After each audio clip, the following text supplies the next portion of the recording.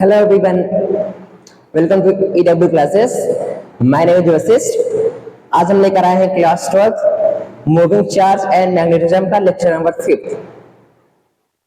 आज हम ampere circuit law के हेल्प से किसी एक long straight current carrying wire पर मैग्नेटिक फील्ड को निकालना है। समझ रहे हैं?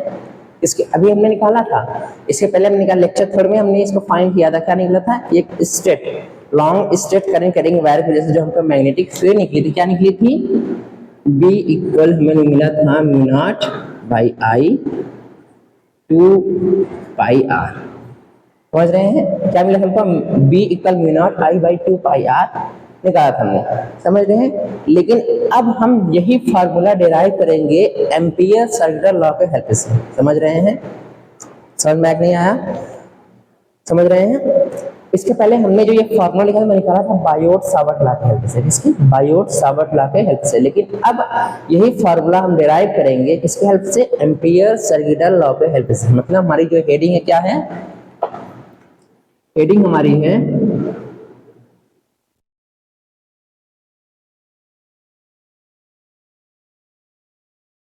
Magnetic field due to a long straight current carrying wire बोलिए या फिर आप कंडक्टर बोलिए, वायर और कंडक्टर। ठीक है? समझ रहे हैं? अब देखिए यही टॉपिक हमने बायोट सावर्ट लॉ की हेल्प से डिराइव किया था। क्या मिला था? B equal mu naught I by 2 pi R. क्या मिला था? B equal mu naught I by 2 pi R. ठीक है? अब यही सेम फार्मूले को हम डिराइव करेंगे एम्पियर सर्किट लॉ की हेल्प से। ठीक है? तो हम ले कंसीडर करते हैं एक long straight current carrying wire, एक हम लॉन्ग साइज का वायर कंसीडर करते हैं। ठीक है? जिसमें करंट आई फ्लो कर रहा है। ठीक है? ऐसे हमने कंसीडर किया था पहले। ठीक? अब इस स्ट्रेट वायर से आर डिस्टेंस की दूरी पर, चाहे कैपिटल आर माने चाहे स्मॉल आर या मर्जी, ठीक है, कैपिटल आर, ठीक, आर डिस्टेंस पे इसी पॉइंट पी पर हमको मैग्नेटिक फील्ड निकालनी थी। तो अभी तक हम बायोट सावर्ट लॉ की हेल्प से निकाले थे जो ये फाइंड हुआ था। ठीक? अब यही डेरिवेशन हम एम्पियर सर्किट लॉ के हेल्प से निकालेंगे। तो एम्पियर सर्किट लॉ हमें कहता क्या है कि किसी वायर के एम्पियर सर्किट लॉ का यूज था क्या? हम लूप फॉर्म करते थे, लूप बनाते थे, उस लूप की वजह से मैग्नेटिक फील्ड निकाले थे। तो हम क्या करेंगे? इस पॉइंट पी से हम एक सर्कुलर लूप फॉर्म करेंगे। सॉरी, लूप, एक हमने सर्कुलर लूप फॉर्म किया। समझ रहे हैं? अब चाहे आप देखिए, चाहे आप इसको यूज कर सकते हैं, चाहे ले सकते हैं, जो भी आप मर्जी। ठीक, मतलब इस वायर से हमने आर डिस्टेंस की दूरी पर हमको पॉइंट पी पर मैग्नेटिक फील्ड निकालनी है। ठीक है? ठीक, अब पॉइंट पी पर हमको निकालना था। ठीक, ये तो हम बायोट सावर्ट लॉ की हेल्प से हम ये निकाले थे। अब हम एम्पियर सर्किट लॉ की हेल्प से मैग्नेटिक फील्ड निकालेंगे। ठीक है? तो अगर आप देखें करंट आपकी अपवर्ड डायरेक्शन में फ्लो कर रही है। ठीक, समझ रहे हैं? तो अगर आप राइट हैंड थंब रूल लगाइए तो आप करंट डायरेक्शन में आप थंब रखें, थंब को आप कर लिखिए इनवर्ड। समझ रहे हैं? अब ये लूप ऐसा नहीं है, लूप ऐसी इस कंडीशन में वायर आपका लूप क्रॉस करके निकल रहा है। देखिए ये आपका लूप है, जैसे ये आपका वायर है, इसके चारों ओर इस तरीके से लूप है। ये तो ये हुआ, ये देखिए, मतलब इस कंडीशन में आपको जो मैग्नेटिक फील्ड हो रही है यहाँ पर इनवर्ड मिल रही है और यहाँ पर आउटवर्ड मिल रही है, मतलब इधर से जा रही है, इधर से आ रही है। तो ये रही आपकी मैग्नेटिक फील्ड की डायरेक्शन। समझ में आया? मैग्नेटिक फील्ड डायरेक्शन आपकी क्या रही? एंटी क्लॉकवाइज में रही, इधर से जा रही, इधर से आ रही। ठीक, अब आप करते कैसे थे? एम्पियर सर्किट लॉ को कैसे किया थी? छोटा सा आपने डीएल लेंथ कंसीडर किया था, अब पॉइंट की आप कहीं यहाँ बना लीजिए। ठीक है? डीएल लेंथ आप कंसीडर किया था। ठीक है? समझ रहे हैं। अब ये जो डीएल लेंथ पे यही हमने बताया था, अगर आपको मैग्नेटिक फील्ड की डायरेक्शन चाहिए तो इस लूप पे कहीं इस लूप के सरफेस पे कहीं भी आप टेंजेंट ड्रॉ कर दीजिए, समझ रहे हैं। इस लूप के सरफेस पे कहीं भी आप टेंजेंट ड्रॉ कर दीजिए, आपको मैग्नेटिक फील्ड की डायरेक्शन मिल जाएगी। तो जैसे हम देखिए यहाँ पर हमने यह टेंजेंट ड्रॉ किया, हमको मैग्नेटिक फील्ड क्या डी वेक्टर। अब आपको पता है जिस डायरेक्शन में आपकी मैग्नेटिक फील्ड होती है उसी सेम डायरेक्शन में आपका ये डीएल लेंथ भी होता है। तो इसकी डायरेक्शन सेम डायरेक्शन में बी वेक्टर और डीएल वेक्टर डायरेक्शन क्या है, सेम है। इसका मतलब इन दोनों के बीच में जो एंगल बने क्या बनेगा, 0 डिग्री। क्या होगा, थीटा इक्वल क्या मिलेगा आपको, 0 डिग्री मिलेगा। अब अगर आप इसको एंटी क्लॉकवाइज डायरेक्शन में लिया होता, अगर इसको आप क्लॉकवाइज डायरेक्शन में लिया तो मैग्नेटिक जो डीएल लेंथ है ये इसकी डायरेक्शन क्लॉकवाइज हो जाती है। अगर आपने मैग्नेटिक फील्ड का डायरेक्शन एंटी क्लॉकवाइज लिया है तो डीएल लेंथ की डायरेक्शन एंटी क्लॉकवाइज रहेगा, ठीक है। तो हमें ये फार्मूला प्रूव करना है किसकी हेल्प से, एम्पियर सर्किटल लॉ की हेल्प से, ठीक है। तो आपको मिलता क्या था, close integral B vector dot dl vector, ठीक है। इसको आप लिख सकते हो close integral B dl cos theta. अब बी कांस्टेंट है, बी बाहर आ जाएगा, ठीक है, बी बाहर आ गया, बचा सिर्फ आपका डीएल कॉस थीटा। अब थीटा मतलब थीटा जगह आप 0 रखेंगे, कॉस 0 की वैल्यू 1 होती है, तो सिर्फ आपको बचेगा डीएल, ठीक है।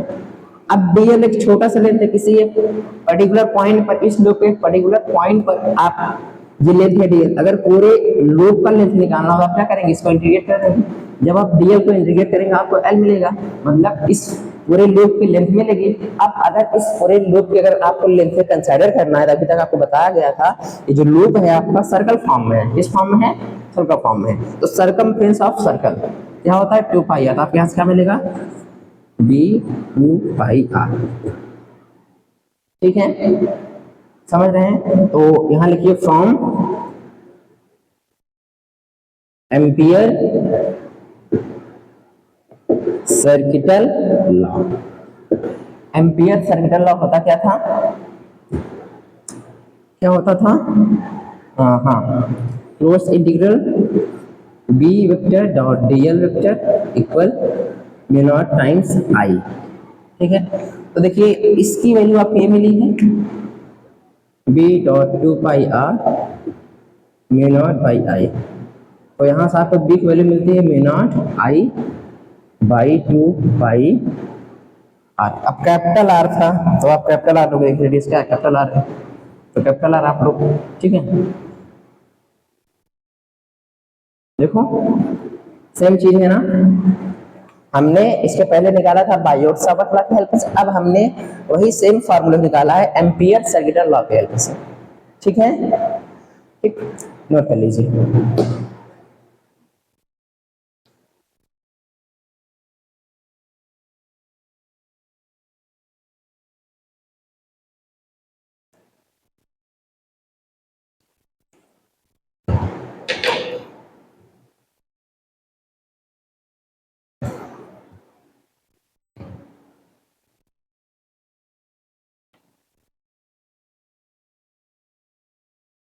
चलिए अब हम कुछ क्वेश्चन की प्रैक्टिस करते हैं इस फार्मूले के बेस पर, ठीक है।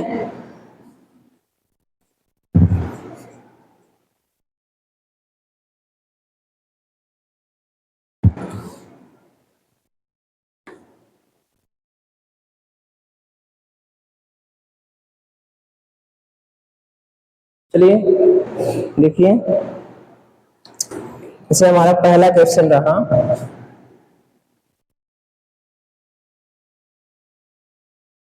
along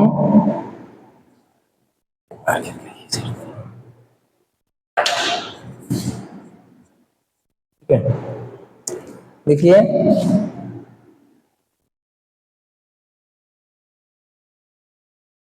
along straight wire carries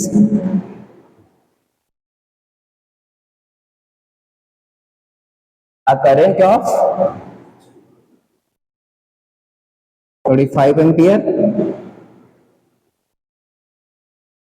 What is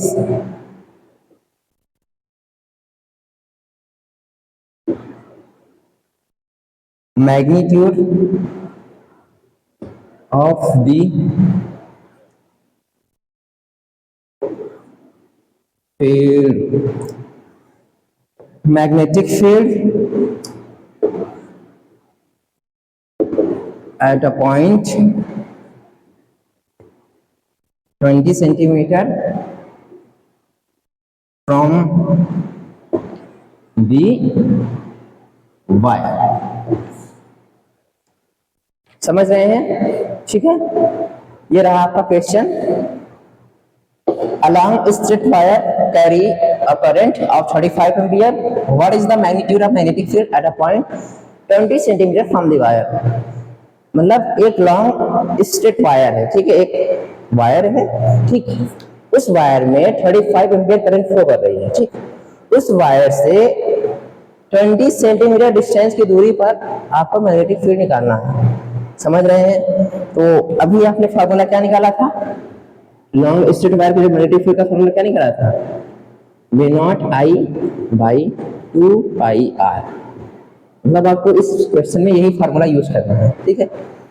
तो देखिए क्वेश्चन क्या कह रहा है, आपका एक स्ट्रेट वायर है, इसमें करंट 50 एम्पियर फ्लो कर रहा है, इस वायर से 20 सेंटीमीटर की दूरी पर पॉइंट P पर हमको मैग्नेटिक फील्ड निकालना है, कोई पॉइंट P वहां पर हमको मैग्नेटिक फील्ड निकालना है।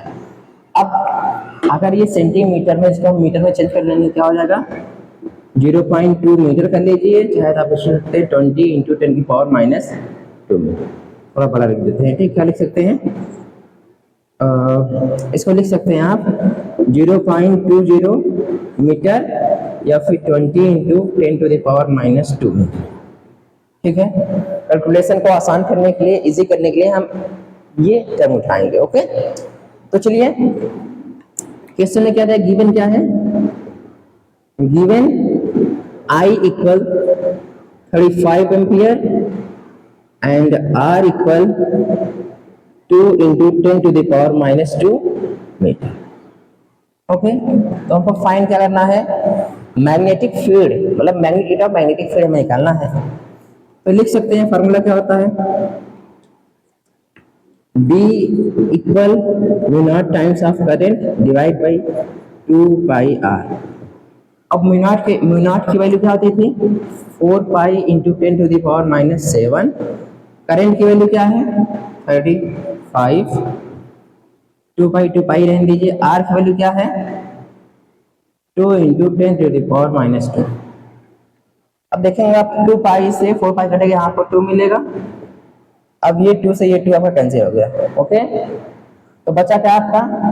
35 into 10 to the power minus 7, और ये टर्म ऊपर आ जाएगा 10 की पावर, आपको यहाँ से मिलेगा 35 into 10 to the power minus 5,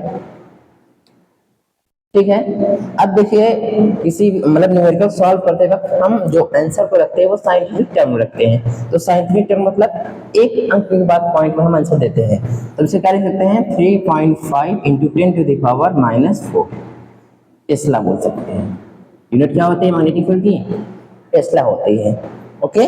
तो ये रहा हमारा क्वेश्चन, ठीक है। यहाँ सॉल्यूशन इस पर ए लॉन्ग स्ट्रेट वायर पर बेस्ड, ठीक है।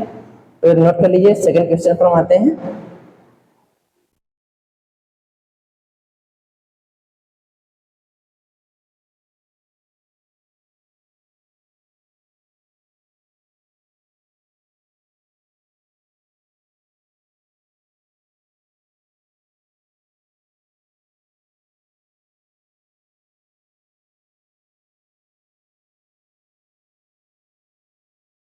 चलिए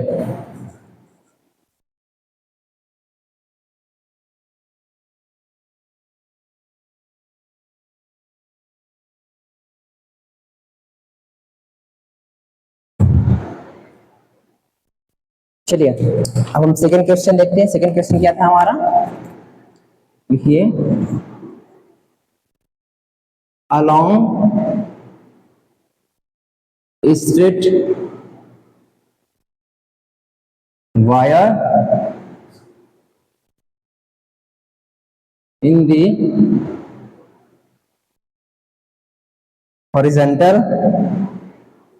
प्लेन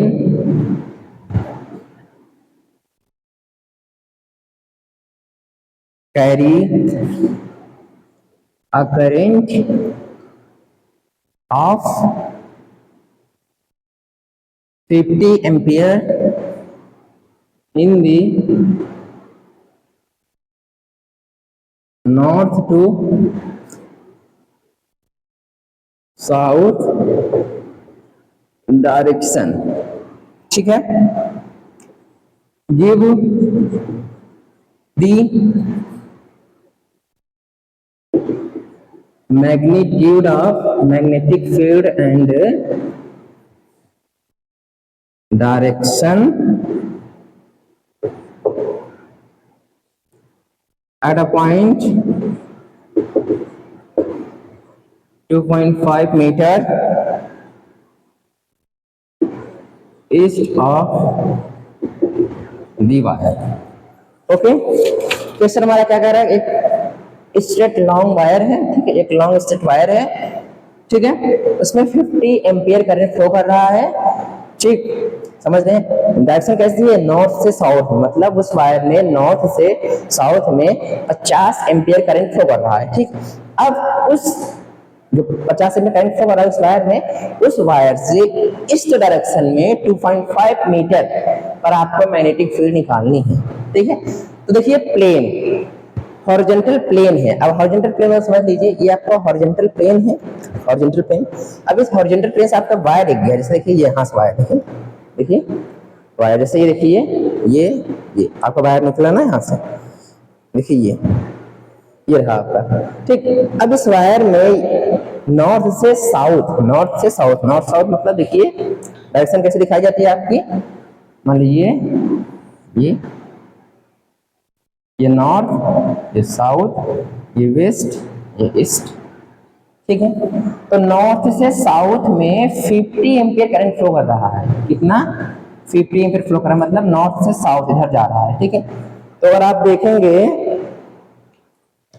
तो ये देखिए, मतलब करंट आपकी अपवर्ड से डाउनवर्ड आ रही है नॉर्थ से साउथ में। ठीक है, एक हॉरिजॉन्टल प्लेन से। ठीक है, अब क्वेश्चन में कहा है आपसे कि इस वायर से 2.5 मीटर की दूरी पर ईस्ट डायरेक्शन में आपको मैग्नेटिक फील्ड बतानी है और मैग्नेटिक फील्ड की डायरेक्शन भी बतानी है। तो देखिए, तो मान लेते हैं यहाँ कोई पॉइंट पे है जिसकी दूरी है 2.5 मीटर। ठीक है, अब हम निकालेंगे इसे एम्पियर सर्कुलर लॉ की हेल्प से, जो हमारा फार्मूला मिला था। फार्मूला क्या मिला था, चाहे आप इससे निकालिए। अब अलॉन्ग स्ट्रेट वायर के हेल्प से आपको फार्मूला क्या मिला था, B equal mu not I by 2 pi R, यही फार्मूला मिला था। मतलब इसी फार्मूले पे हमको मैग्नेटिक फील्ड मिलेगी। ठीक, तो गिवन देखिए, गिवन क्या दिया है, गिवन दिया है I कितना दिया है 50 एम्पियर। ओके, R कितना दिया है, अब देखिए लूप ही हुआ ना, इसको आप देखिए इमेजिनरी लूप फॉर्म करो, देखो ये लूप का रेडियस ही हुआ है ना 2.5 मीटर। ठीक है, तो यहाँ लिखिए फार्मूला क्या होता है, B equal mu naught times of current 2 pi R। Put करिए, म्यू नॉट की वैल्यू क्या होती है, कैसे निकलती थी, म्यू नॉट बाई 4 पाई की वैल्यू होती थी 10 टू द पावर -7। तो यहाँ से आपको म्यू नॉट की वैल्यू मिलेगी 4 pi into 10 to the power -7। ठीक है, तो यही वैल्यू जाइए आप वहाँ पुट कर दीजिए। ठीक, तो देखिए 4 pi into 10 to the power -7, I की वैल्यू क्या है 50 डिवाइड बाई 2 पाई, आर की वैल्यू क्या है 2.5। ठीक है, अब आप कट करिए, यहाँ से कट करेंगे आपको मिलेगा 2, यहाँ से कट के आपको मिलेगा 20, मल्टीप्लाई के 20 जब 40 इंटू 10 टू द पावर -7। इसको आप साइंटिफिक टर्म में लिखेंगे, कैसे लिखेंगे 4.0 इंटू 10 टू द पावर -6। अब ये हुआ कैसे, वो देख लीजिए। ठीक है, अब देखिए 40 को आप लिख सकते हो 4.0 इंटू 10 लिख सकते हो, क्योंकि आप मल्टीप्लाई करो आपको 40 फेस मिल जाएगा। 4.0 इंटू 10 मल्टीप्लाई करो 40 आपको मिल जाएगा, इंटू 10 टू द पावर -7। अब यहाँ पावर 1 है, -1 चला जाएगा, -6 बचेगा। तो 4.0 into 10 to the power -6 unit क्या होती है मैग्नेटिक फील्ड की, टेस्ला। ठीक है, तो आपको मैग्नीट्यूड पूछा वो आपने बता दिया। ठीक है, अब आगे क्या पूछा है, डायरेक्शन पूछा है। मुझे डायरेक्शन, तो डायरेक्शन आप कैसे निकालते थे, राइट हैंड थंब रूल लगाइए। करते क्या करते थे, करंट जिस डायरेक्शन में उस डायरेक्शन में आप थंब को रखते थे और कर्ल करते थे। तो जैसे करंट डाउनवर्ड जा रहा है, आप डाउनवर्ड आपने करंट थंब को रखा करंट डायरेक्शन में, ठीक है। अब इस यहाँ पर आपको मैग्नेटिक फील्ड निकालने, आप क्या करोगे, करंट डायरेक्शन में है कर लेके देखो, कर लेके देखो बाहर आ रहा है, देखो यहाँ देखो बाहर आ रहा है, मतलब इस पॉइंट पर आपको मैग्नेटिक फील्ड क्या निकली, बाहर आ रही है, बाहर आके मिली। मतलब जो आपको मैग्नेटिक फील्ड की डायरेक्शन में क्या मिलेगी, vertically upward, vertically upward. Okay, direction निकालने के लिए हमने 3 मेथड्स बताए थे, right hand thumb rule, right hand palm rule, right hand screw rule. जो भी जिस किसी को ना पता हो वो लेक्चर्स देख लीजिए, पिछले लेक्चर्स में हमने आपको बताया है, ठीक है। ओके, तो हमें उम्मीद है आप सभी को समझ में आया होगा। आज के लिए इतना ही, थैंक यू वेरी मच।